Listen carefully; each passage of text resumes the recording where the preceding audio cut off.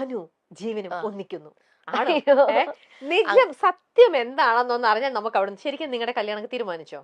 നമ്മുടെ ഇവിടെ എല്ലാരും പറയണ്ടേ നിങ്ങളൊരു ഇപ്പൊ ഫിക്സ് ചെയ്തു എല്ലാമായി ഫിക്സ് ചെയ്തതില്ല പിന്നെ ആരുമായിട്ടോ?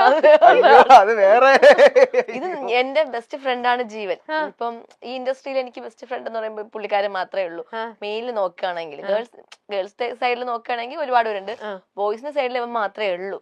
അപ്പം ഈ റീല് ചെയ്യുന്നതാണെങ്കിലും ഫോട്ടോഷൂട്ട് ചെയ്യണമെങ്കിലും എവിടെയെങ്കിലും പോവുകയാണെങ്കിലും ഞാനും ജീവൻ ഒരുമിച്ചൊക്കെ. അപ്പം അങ്ങനെ കാണുമ്പോ എല്ലാവർക്കും സ്വാഭാവികമായി അങ്ങനെ ചിന്തിക്കുമല്ലോ എല്ലാവരും. അങ്ങനെ ചിന്തിച്ചാണ് ഓരോന്ന് ഇറക്കുന്നത്. പക്ഷെ അത് എനിക്ക് തോന്നുന്നത് എല്ലാരും പറയുന്നത് ഇപ്പൊ നിങ്ങൾ നമ്മളെ പറ്റിക്കാൻ വേണ്ടിയിട്ട് ഇങ്ങനെ ഫ്രെയിം ചെയ്തൊരു കഥ ഉണ്ടാക്കണതാണ്. ശരിക്കും ഒരു ദിവസം നമ്മളൊരു സുപ്രഭാതത്തിൽ ദാ അനു ജീവനും തമ്മിലുള്ള കല്യാണം തീരുമാനിച്ചു, ഇന്ന ദിവസം കല്യാണം തുടങ്ങിയ സമയം തൊട്ട് ഞാൻ സഹിച്ചോണ്ടിരിക്കുകയാണ്. എന്താടാ മോശമായി പോയി. അങ്ങനെയല്ലല്ലോ ഇപ്പോഴും പറഞ്ഞതല്ലേ ജീവൻ? അങ്ങനെ നമ്മള് നല്ല ഫ്രണ്ട്സ് ആണ്. അങ്ങനെ എനിക്കങ്ങനെ ഈ അങ്ങനെയൊന്നും തോന്നിയിട്ടൊന്നുമില്ല. അല്ല അങ്ങനെ ബെസ്റ്റ് ഫ്രണ്ട് ആണ്. ബെസ്റ്റ് ഫ്രണ്ട് മാത്രമല്ല, ഞങ്ങളുടെ വീട്ടിലൊരു മെമ്പർ പോലെയാണ്. പിന്നെ ഒരാളെ പെട്ടെന്ന് കല്യാണം കഴിക്കാൻ പറ്റുമോ? പിന്നെ നല്ല ഫ്രണ്ട് ആണ്. വീട്ടിലെല്ലാവരുമായിട്ട് ജെല്ലാവുന്നുണ്ട്. വീട്ടിൽ ഇഷ്ടമാണ്. എനിക്ക് അങ്ങനെ ആയി കഴിഞ്ഞാൽ എനിക്ക് ഇഷ്ടപ്പെടാനൊന്നും പറ്റത്തില്ല.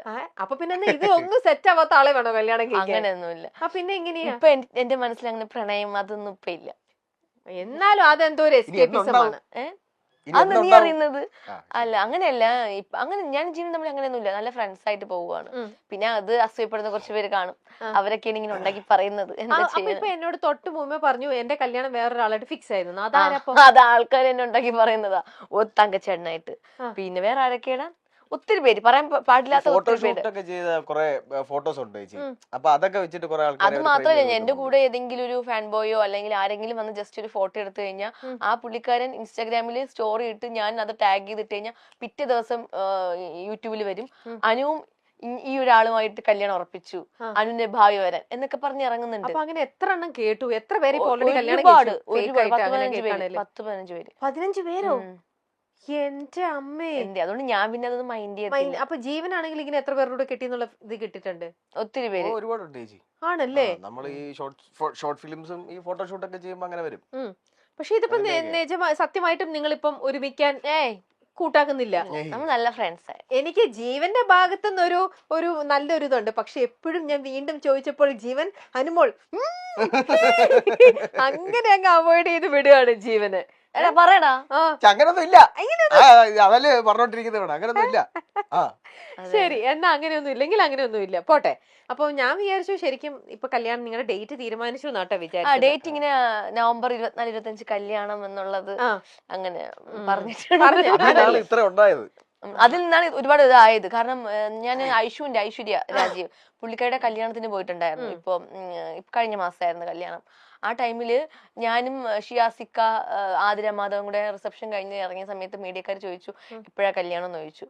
അനുവിനെ കല്യാണം കഴിപ്പിച്ച് വിടുന്നില്ലേ എന്ന് ചോദിച്ചു. അപ്പൊ ഷിയാസിക്ക പറഞ്ഞു അനുവിന്റെ കല്യാണം ഉടനെ ഉണ്ട് നവംബർ 24-25 എന്ന് പറഞ്ഞു. അപ്പം ഞാൻ പെട്ടെന്ന് ശരി അങ്ങനെ തന്നെ ഇരിക്കട്ടെ. പിന്നെ ചോദിക്കത്തില്ലല്ലോ മീഡിയക്കാർ. എവിടെ ഇനാഗുറേഷന് പോയാലും ഏതെങ്കിലും ഒരു പ്രോഗ്രാമിന് പോയാലും ഏതെങ്കിലും ഫംഗ്ഷൻ എന്ത് പോയാലും മീഡിയക്കാർ ആദ്യം ചോദിക്കുന്നത് എന്നാ അനുവിന്റെ കല്യാണം, എന്നാ അനുവിന് കല്യാണം. ഇവരൊന്നും ചോദിക്കില്ല. പുതിയ പ്രോജക്റ്റിനെ പറ്റി ചോദിക്കില്ല, ഒന്നിനെ പറ്റിയും ചോദിക്കില്ല. കല്യാണം ഇതിനൊക്കെ കല്യാണത്തിന് ഇത്രയും വലിയ പ്രസക്തി ഉണ്ടോ എന്ന് ഞാൻ ഇങ്ങനെ ആലോചിക്കുക.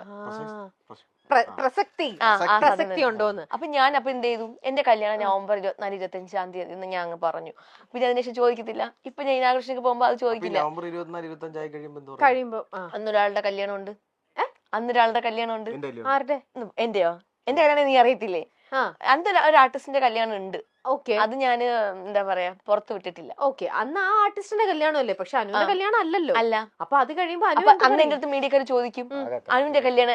അന്ന് ആ ടൈം പറയും കാരണം എന്ത് ഒന്നുമില്ല. പക്ഷെ ആ സംഭവം അത് സർപ്രൈസ് ആണ് ചേച്ചി. അന്ന് നമ്മൾ അടുത്ത നുണക്കഥയിലേക്ക് പോകും. ചേച്ചി അത് പൊളിക്കരുത്, സർപ്രൈസ് ആയിട്ട് വെച്ചിരിക്കുകയാണ്. അതെ അതെ അത് നവംബർ സർപ്രൈസ് 24 ആണ്. ആവട്ടെ. അതെ അതെ പ്രേക്ഷകർക്ക് ഒരു സർപ്രൈസ് ആണ്. ഓ ഓക്കെ. അല്ല അതെങ്ങനെ ഇത് നാളെ അത് നീളെ എന്റെ ആകാം, വേണമെങ്കിൽ വേറൊരാളുടെ ആകാം, അങ്ങനെ നിങ്ങളുടെ തന്നെ കല്യാണം 24 25.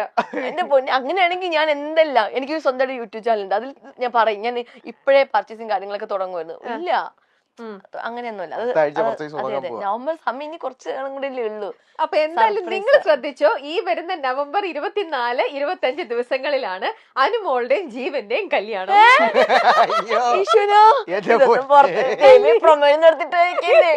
എന്റെ ഇല്ല ഇല്ല ഇല്ല ഇല്ല ഇല്ല ഇല്ല ഇല്ല. ഓക്കെ, നമുക്ക് അപ്പൊ അന്ന് അറിയാം അതെ അതെ ആരുടെയാണ് surprise. ശരിക്കും അന്ന് 18. കല്യാണം അതെ എന്നുള്ളത്. അതെ ശരിക്കാ. ഇതൊക്കെ എന്തായാലും ഒരാളുടെ കല്യാണമാണത്. ആണ്. അതെ. ശരി, എന്തായാലും നല്ല ബ്ലഷ് ചെയ്തിട്ടാണ് അത് പറയണത്. അതെ. Let's wait and see. എനിക്ക് ഇഷ്ടപ്പെട്ട ഒരാളുടെ കല്യാണമാണ്.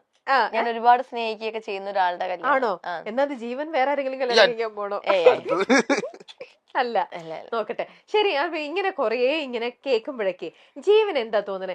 ഇല്ല, ഇവളെ എന്നാ പ്രേമിച്ച് കളഞ്ഞാലോ, ഇവളെ എനിക്ക് സെറ്റ് ആവുന്ന അങ്ങനെ എപ്പോഴെങ്കിലും നിങ്ങൾക്ക് ശരിക്കും തോന്നിയിട്ടുണ്ട്? കാരണം നിങ്ങൾക്ക് ജെനുവനായിട്ട് ഇങ്ങനെയൊന്നും ഇല്ലെങ്കിൽ ഇങ്ങനെ എപ്പോഴും കേൾക്കുമ്പോൾ നിങ്ങൾ തമ്മിലുള്ള ഫ്രണ്ട്ഷിപ്പിന്റെ പുറത്ത് സ്വാഭാവികമല്ലേ നമുക്ക് തോന്നാം, ഓക്കെ ഇത് എനിക്ക് സെറ്റ് ആവൂ ഇവള്, അങ്ങനെ ഒരു അങ്ങനെ തോന്നൽ. തോന്നി അതെന്താന്നറിയോ തോന്നാത്ത, നമ്മൾ ഫുൾ ടൈം എന്താ പറയണ്ടേ, ടോം ആൻഡ് ജെറി ആയിട്ട് നടക്കുന്നത്. അപ്പൊ അങ്ങനെ ആവുമ്പോ നമ്മൾ കൂടുതൽ എല്ലാ കാര്യങ്ങളും ഓപ്പൺ സംസാരിക്കും. അതെന്താ നമ്മൾ ഈ വെബ് സീരീസ് ചെയ്തപ്പോ തൊട്ട് അങ്ങനെ ഒരു ക്യാരക്ടർ ആയിരുന്നു അതിനകത്ത്. എന്ന് വെച്ചാ റൊമാൻസും അങ്ങനെ അല്ല റൊമാൻസിന്റെ മാത്രമല്ല, അവര് ഈ രണ്ട് ക്യാരക്ടർ തമ്മിൽ എപ്പോഴും അങ്ങോട്ടും ഇങ്ങോട്ടും ഒരു അടിയും വഴക്കൊക്കെ ഉണ്ടായിരുന്നു. അപ്പൊ അങ്ങനെ വന്ന് വന്ന് വന്ന് ആ ഒരു ക്യാരക്ടറിൽ തന്നെ നമ്മളായി. പിന്നെ ഞങ്ങള് രണ്ടുപേരും തമ്മിൽ അങ്ങനെ ഒരു ഈ കണക്ഷൻ ആണുള്ളത്. അങ്ങോട്ടും ഇങ്ങോട്ടും ചുമ്മാ അടിയും വഴക്കും അല്ലെങ്കിൽ എന്താ പറയണ്ട ഒരു അങ്ങനെ ഒരു വേറൊരു രീതിയിലേക്ക് ഇതുവരെ അങ്ങനെ നമ്മള് ചിന്തിച്ചിട്ടില്ല.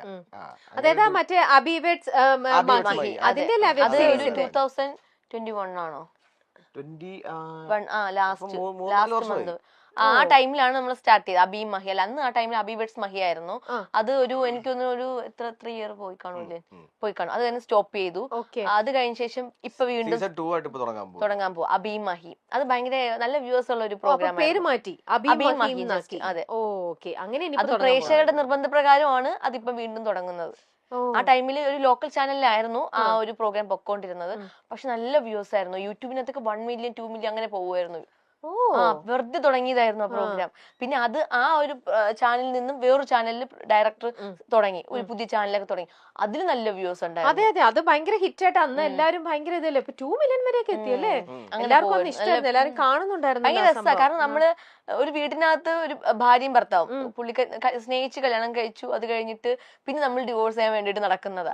പിന്നെ ഇഷ്ടമാണ്, പരസ്പരം ഉള്ളിൽ ഭയങ്കര സ്നേഹമാണ്. പക്ഷെ നമ്മൾ പുറമെ ഭയങ്കര അടിയാണ്.